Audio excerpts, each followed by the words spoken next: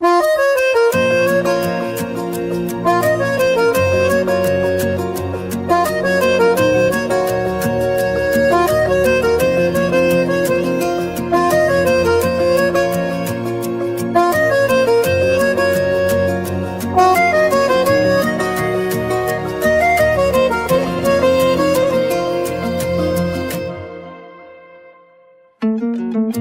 süymeni süyene, özüme de düzmüyene.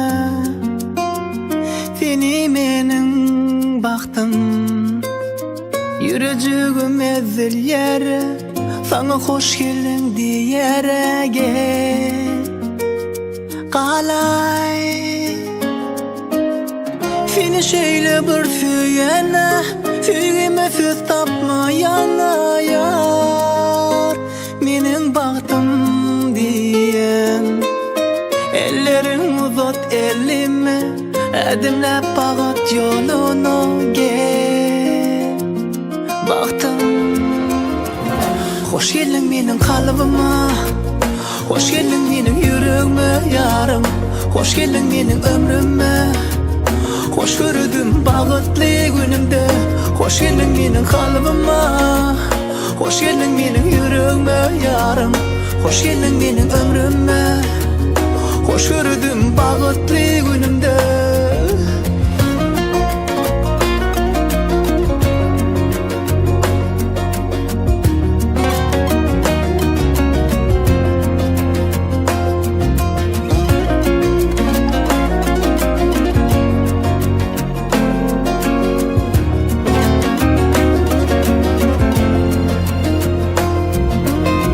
Düşürmürüm seni ellen, yüreğime adın bellenin.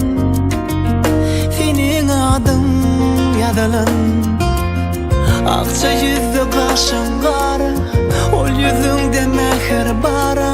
Sen süygün, seni şöyle bir süyene, süygime söz tapmayana yar. Menin baktım diyen, ellerin uzat elime, adımlap bağat yoluna gel. Menin baktım, hoş geldin menin kalbıma, hoş geldin menin yüreğime yarım, hoş geldin menin ömrüme. Hoş gördüm bağıtlı günümde, hoş geldin menin kalbıma, hoş geldin menin yüreğime yarım, hoş geldin menin ömrüme. Hoş gördüm bağıtlı günümde. Süyürün dine seni, son kodemime çenni. Süyürün gözlerini, nerlerini yarım ben. Yüreğim sene senki, ömrüm senki, bak menin gözlerime. Sen yeke tek söyünüm men, sen yar yeke tek.